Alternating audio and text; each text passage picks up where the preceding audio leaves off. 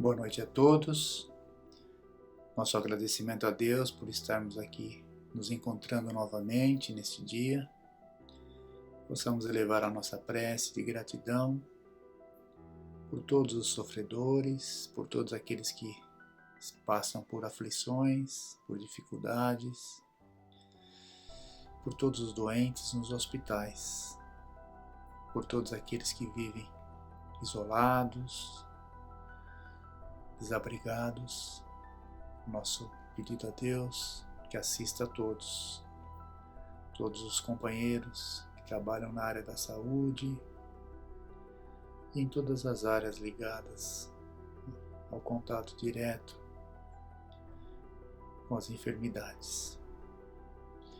Pai nosso que estais nos céus, santificado seja o vosso nome. Venha a nós o vosso reino, seja feita a vossa vontade, assim na terra como no céu. O pão nosso de cada dia nos dai hoje. Perdoa, Pai, as nossas dívidas, assim como perdoamos quem nos tem ofendido. Não nos deixeis cair em tentações e livra-nos de todo mal. Que assim seja, graças a Deus e a Jesus. Nós veremos hoje, para nossas reflexões, do capítulo 2 do Evangelho segundo o Espiritismo, que é o meu reino não é deste mundo. Nós veremos o item 5, o ponto de vista. A ideia clara e precisa que se faz da vida futura dá uma fé inabalável no porvir. E essa fé tem consequências enormes sobre a moralização dos homens, porque muda completamente o ponto de vista pelo qual eles encaram a vida terrena. Para aquele que se coloca pelo pensamento na vida espiritual, que é infinita, a vida corporal não é mais do que rápida passagem, uma breve permanência num país ingrato. As vicissitudes e as tribulações da vida são apenas incidentes que ele enfrenta com paciência, porque sabe que são de curta duração e devem ser seguidos de uma situação mais feliz. A morte nada tem de pavoroso. Não é mais a porta do nada, mas a da libertação, que abre para o exilado a morada da felicidade e da paz. Sabendo que se encontra numa condição temporária e não definitiva, ele encara as dificuldades da vida com mais indiferença, do que resulta uma calma de espírito que lhe abranda as amarguras. Pela simples dúvida sobre a vida futura, o homem concentra todos os seus pensamentos na vida terrena. Incerto do porvir, dedica-se inteiramente ao presente. Não entrevendo bens mais preciosos que os da terra, ele se porta como a criança que nada vê além dos seus brinquedos, e tudo faz para os obter. A perda do menor dos seus bens causa-lhe pungente mágoa, um desengano, uma esperança perdida, uma ambição insatisfeita, uma injustiça de que for vítima, o orgulho ou a vaidade feridas, são tantos outros tormentos que fazem da vida uma angústia perpétua, pois que se entrega voluntariamente a uma verdadeira tortura de todos os instantes.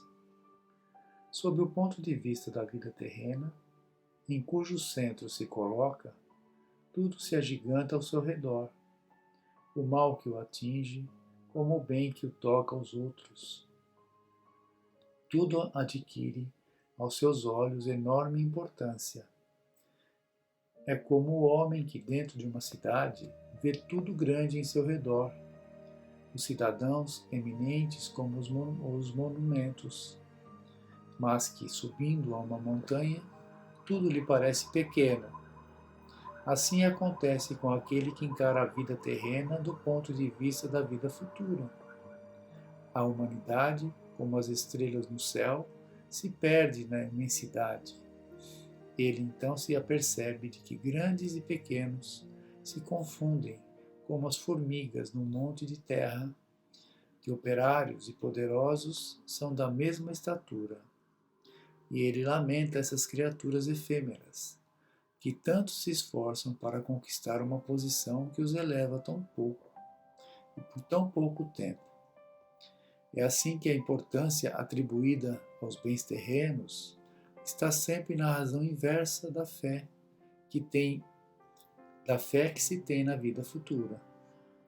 Se todos pensarem assim, dir-se-á, ninguém mais se ocupará das coisas da terra.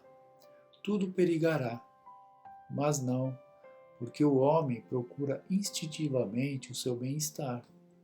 E mesmo tendo a certeza de que ficará por pouco tempo em algum lugar, ainda quererá estar o melhor ou o menos mal possível. Não há uma só pessoa que, sentindo um espinho sob a mão, não a retire para não ser picada. Ora, a procura do bem-estar força o homem a melhorar todas as coisas, impulsionado como ele é pelo instinto do progresso e da conservação, que decorre das próprias leis da natureza. Ele trabalha, portanto, por necessidade, por gosto e por dever, e com isso cumpre os desígnios da providência, que o colocou na terra para esse fim. Só aquele que considera o futuro pode dar ao presente uma importância relativa, consolando-se facilmente de seus reveses, ao pensar no destino que o aguarda. Deus não condena, portanto, os gozos terrenos, mas o abuso desses gozos, em prejuízo dos interesses da alma. É contra esse abuso que se previnem os que compreendem estas palavras de Jesus: o meu reino não é deste mundo. Aquele que se identifica com a vida futura é semelhante a um homem rico, que perde uma pequena soma sem se perturbar, e aquele que concentra os seus pensamentos na vida terrestre é como o pobre que, ao perder tudo que possui, cai em desespero. O Espiritismo dá amplitude ao pensamento e abre-lhe novos horizontes, em vez dessa visão estreita e mesquinha que o concentra na vida presente, fazendo do instante que passa sobre a Terra o único e frágil esteio do futuro eterno. Ele nos mostra que esta vida é um simples elo do conjunto harmonioso e grandioso da obra do Criador e revela a solidariedade que liga todas as existências de um mesmo ser, todos os seres de um mesmo mundo e os seres de todos os mundos. Oferece, assim, uma base e uma razão de ser à fraternidade universal, enquanto a doutrina da criação da alma, no momento do nascimento de cada corpo, faz que todos os seres sejam estranhos uns aos outros. Essa solidariedade das partes de um mesmo todo explica o que é inexplicável, quando apenas consideramos uma parte. Essa visão de conjuntos, os homens do tempo de Cristo não podiam compreender, e por isso o seu conhecimento foi reservado para mais tarde. Com base nesse texto, então, podemos ver aqui claramente os diferentes pontos de vista em relação à vida. Duas situações claras: aquele que tem a visão, o esclarecimento da vida futura, o que nos aguarda na vida futura, e aquele que contrário a isso, aquele que só tem a visão presente, do materialismo, que deposita todo o seu esforço na vida atual, e depois dessa vida não acontecerá mais nada, não existirá mais nada depois dela. E aí é onde se entrega a todas a todos os seus esforços para a obtenção do material, né, dos bens materiais, do gozo material. E aqui ele fala, né, que Deus não condena por os gozos terrenos, né? Não há nenhuma condenação na lei divina dos gozos dos bens terrenos, mas o abuso deles que é condenável, o abuso desses bens que o homem se perde neles, né? E então temos que desenvolver o nosso lado espiritual, a nossa fé do lado da parte espiritual, para que vá diminuindo esse materialismo que ainda existe em nós. Porque mesmo dentro dessa espiritualidade que se desenvolve em nós, nós não somos condenados por ter um bem-estar material, por ter um conforto material. Podemos usufruir disso enquanto estivermos aqui na Terra. Né? Nós temos que viver de acordo com como vivem, né, os humanos, os que estão na Terra. Então isso não é condenado por Deus que tenhamos um bem-estar. Só que o excesso que é condenável, ou a forma que são usados os bens. Né? O materialista ele não pensa do lado material, do lado espiritual, ele só pensa do lado material. E é isso que dá os desgostos quando há algum imprevisto, alguma perda, se entrega a desespero, se entrega inclusive alguns casos que são relatados até de suicídios, onde a pessoa perde os seus bens, tem alguma perda grande material, ela se desespera a tal ponto de cometer o suicídio, né, com isso. Por isso que há necessidade de fortalecermos o lado espiritual para que a nossa vida ela vai ter atribulações e não poderemos nos entregar a desespero no momento em que elas apareçam. Os problemas materiais é muito natural na nossa vida na Terra, porque estamos sujeitos a essas perdas. E isso não pode nos deixar entrar em desespero. E aqui ele, no final do texto, ele tem uma frase que ele nos mostra claramente o papel do Espiritismo dentro do contexto. Ele diz que o elo, né, nós somos um elo, cada espírito, cada individualidade é um elo no conjunto, que fazemos parte de um conjunto harmonioso e grandioso da obra de Deus, da obra do Criador. Então, isso que nós temos que nos conscientizar da nossa importância no conjunto.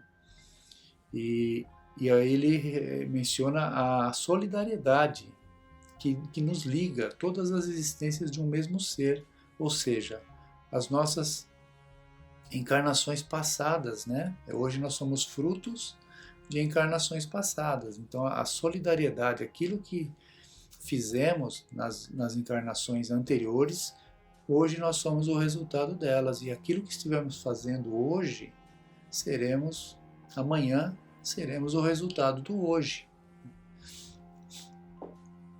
Ele conclui assim, que liga todas as existências de um mesmo ser, todos os seres de um mesmo mundo e os seres de todos os mundos. Olha só que grandiosa esta frase, que liga todos os seres de um mesmo mundo, né, do nosso convívio, do nosso planeta Terra, e os seres de todos os mundos, quer dizer, a solidariedade. Essa é a palavra-chave aqui dessa frase. A solidariedade, a ajuda, a assistência, o socorro ao próximo, ali a mão amiga, a palavra amiga, a solidariedade em todas as suas formas de expressão é que vai nos ligar aos outros seres que nos rodeiam e aos desencarnados e também, como ele diz aqui, aos outros mundos, todos os seres dos outros mundos. No dia que nós compreendermos realmente essa frase, essa amplitude de ligações que existem entre nós, nós deixaremos de nos sentir pequenos, deixaremos de nos sentirmos inúteis, e aquelas dificuldades para nós serão aprendizados, teremos elas como aprendizados, né? E essa visão de conjunto é necessária para nós hoje, já diante da nossa condição intelectual, da nossa condição de desenvolvimento, do acesso que nós temos a todas essas informações. Nós temos que ter essa visão de conjunto para nos dar um consolo, né? Como Jesus disse, que o Espiritismo seria o Consolador prometido, né? O Consolador prometido por Jesus tem que dar essa visão de conjunto aos homens que estão ali acessando essas informações. É essa a finalidade uma das finalidades do Espiritismo dentro do cristianismo. Tá bom? Então, ficamos por aqui e espero que tenhamos aí a condição de refletir sobre essa lição, o ponto de vista sobre alguns aspectos aqui que ele nos deu, que Kardec nos deu, através dos espíritos. Então é isso. Então, uma boa noite a todos, fiquem todos em paz.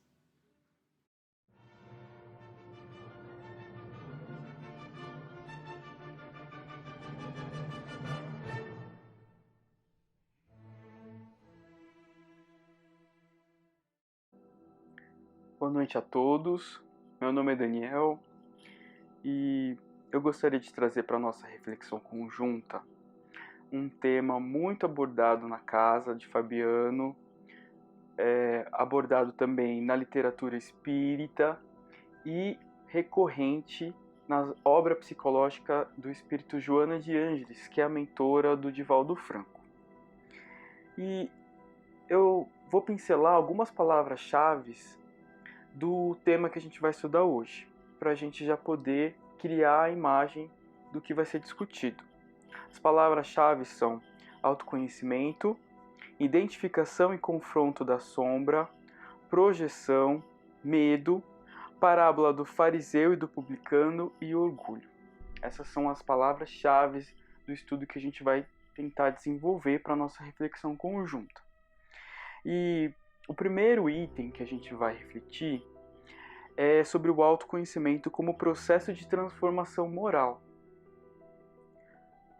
Na questão 919 do Livro dos Espíritos, Kardec faz a seguinte pergunta: qual o meio prático mais eficaz que tem o homem de se melhorar nesta vida e de resistir à atração do mal?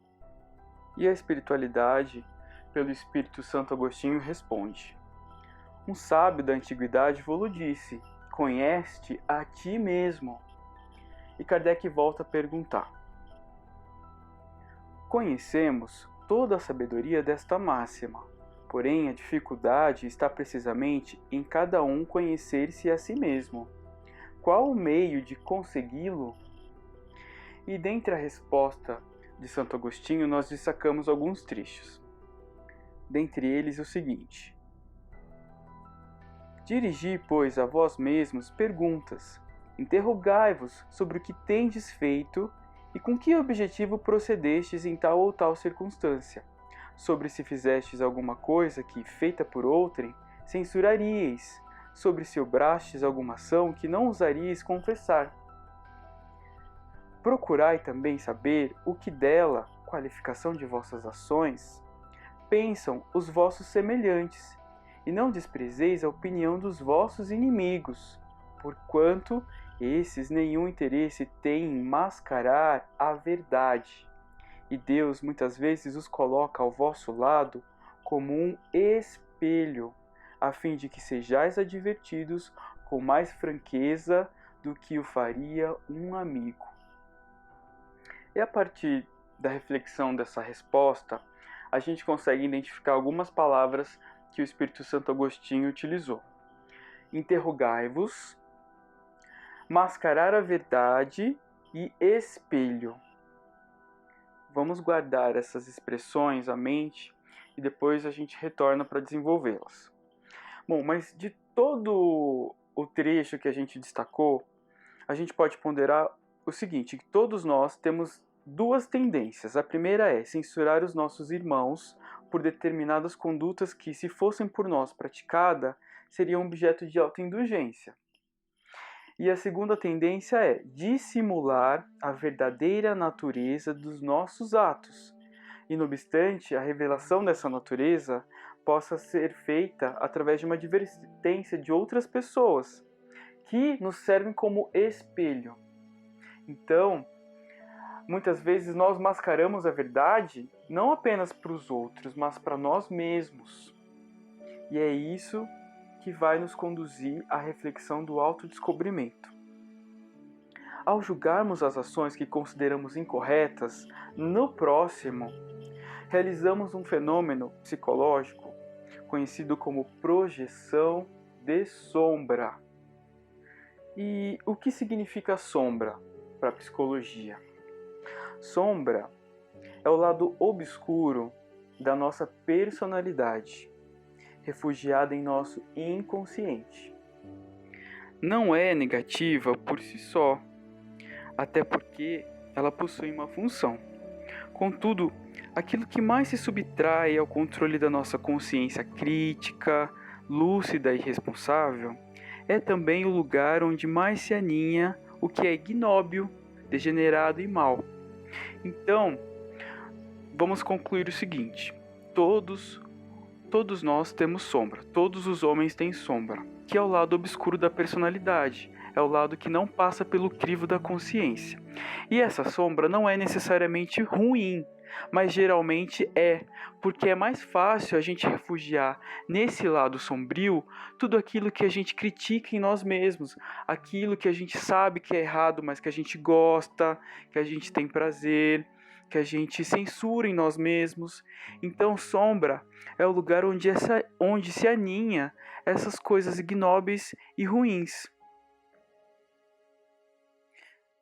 Então, a gente pode identificar como sombra aquilo que desconhecemos, que não aceitamos, que recriminamos e escondemos de todos. E o que se opõe à sombra? O que se opõe à sombra é a nossa persona. É o lado que reconhecemos, admitimos, admiramos e apresentamos a todos. Geralmente utilizamos uma máscara, a máscara que usamos para nos relacionar. Essa máscara é a persona. E qual é a relevância da identificação da sombra? Por que é tão importante saber a sombra que a gente carrega dentro de nós, se ela é inconsciente? Como que a gente vai descobrir se ela é inconsciente, se ela não passa pelo crivo da nossa razão? Ela é importante porque ela é uma etapa necessária para nosso autoconhecimento, para nossa transformação moral. Mas se ela é inconsciente, como que eu vou descobrir qual é a minha sombra?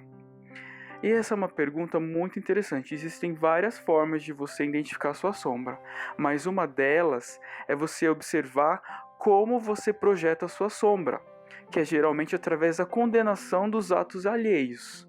Quando você critica muitas pessoas, quando você se perturba por algum comportamento alheio e aquilo te irrita, te incomoda profundamente, preste atenção, pode ser a sua projeção de sombra.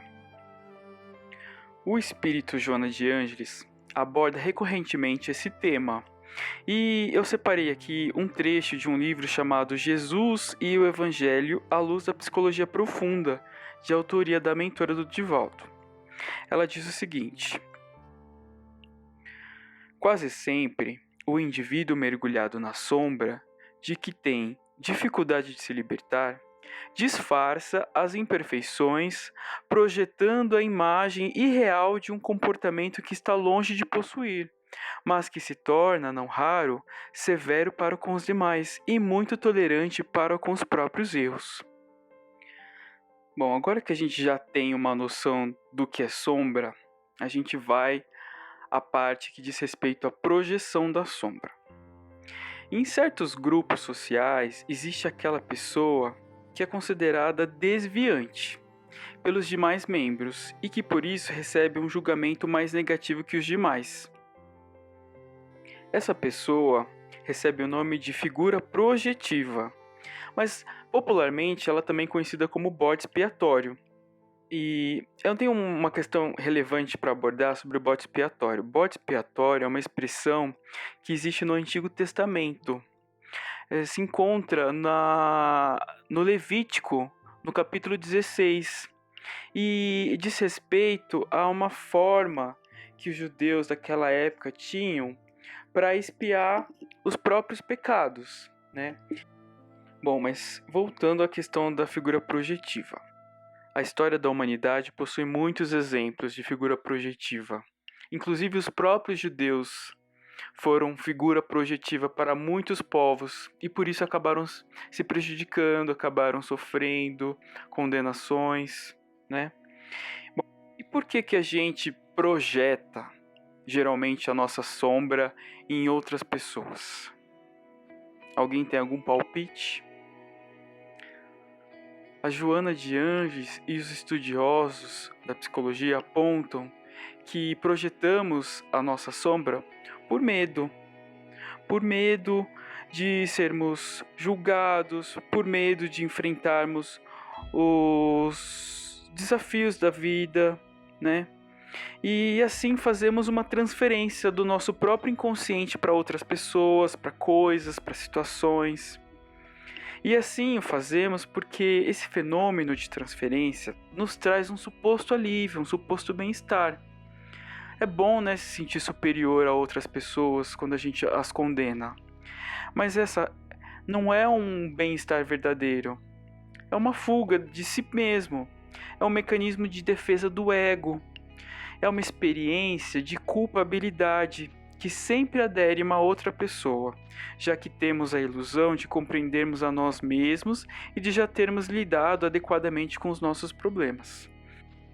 E esse assunto pode parecer um pouco técnico, específico demais para ser abordado e desenvolvido do ponto de vista da doutrina espírita, mas a Joana de Angelis ensina-nos que não, que é um ponto que precisa ser estudado, precisa ser observado, explorado nas casas espíritas, né? E pode parecer estranho, mas a figura projetiva é apenas um nome, mas na verdade todos nós conhecemos o que significa ela. Jesus, na época em que ele estava aqui conosco nos ensinando, ele já demonstrava uma noção da figura projetiva.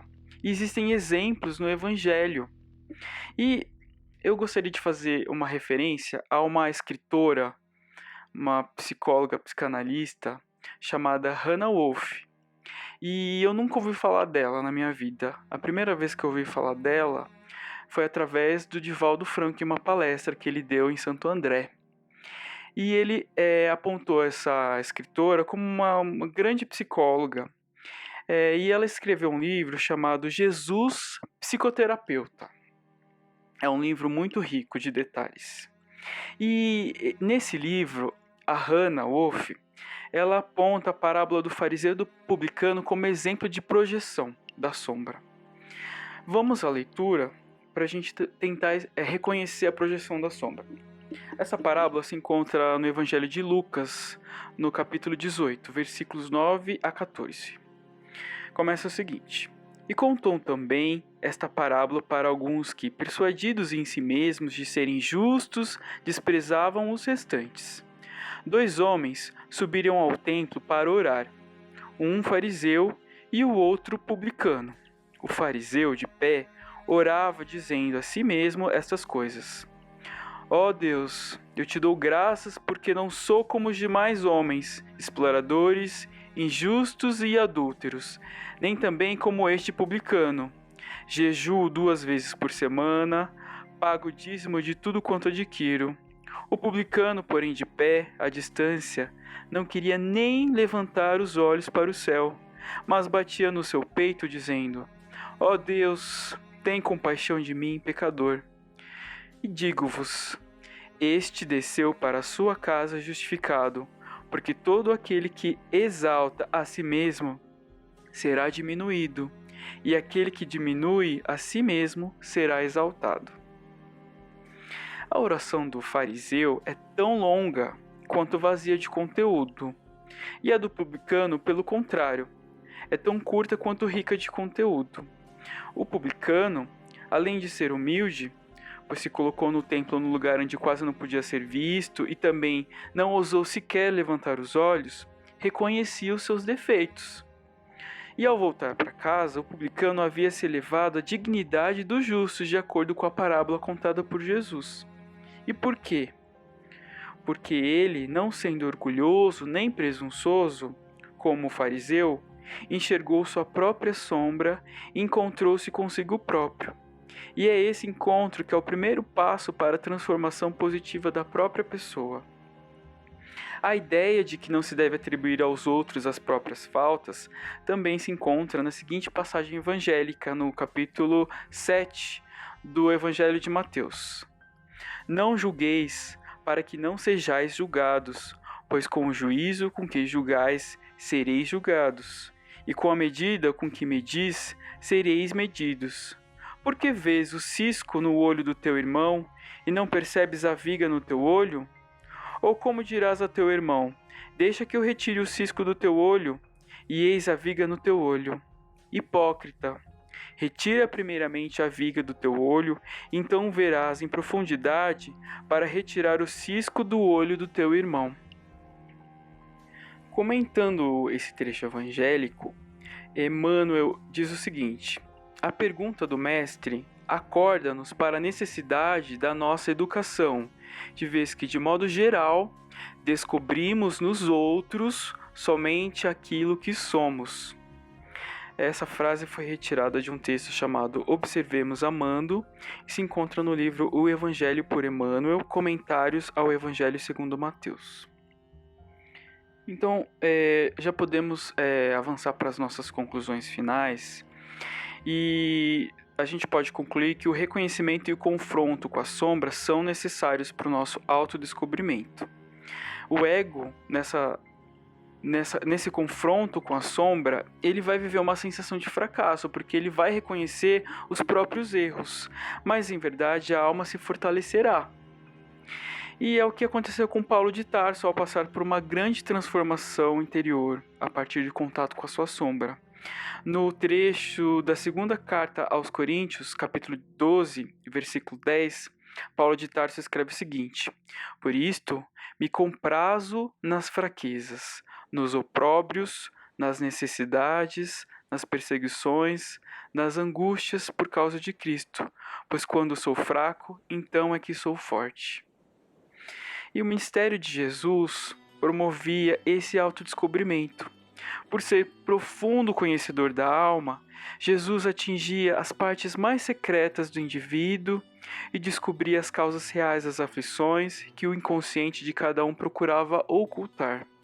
Por isso, Jesus levava o próprio interlocutor a se confrontar automaticamente. Lembremos que todos nós, espíritos encarnados e desencarnados ligados a esse plano terrestre, somos carentes da terapia divina do Cristo.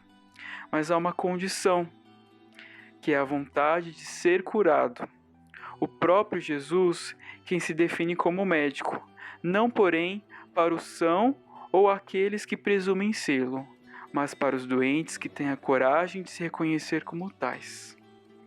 Com essas reflexões, nós encerramos essa palestra, que possamos colher alguns frutos para que possamos colocá-los em prática, agradecendo a todos pela atenção, pela oportunidade de estarmos em sintonia por pensamento, essa conexão amorosa que nos liga a esta casa, ao Frei Fabiano de Cristo, a todos os trabalhadores, a todos os frequentadores, e caminhemos juntos na fé, na esperança de que iremos evoluir e progredir.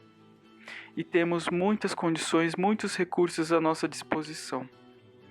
Agradeço a todos e fazemos a oração ao nosso Pai. Pai nosso que estais no céu, santificado seja o vosso nome. Venha a nós o vosso reino. Seja feita, Pai, a vossa vontade, assim na terra como no céu. O pão nosso de cada dia nos dai hoje. Perdoai as nossas dívidas, à medida em que perdoamos aos nossos irmãos. E não nos deixeis cair em tentação, mas livrai-nos do mal. Que assim seja. Graças a Deus e a Jesus.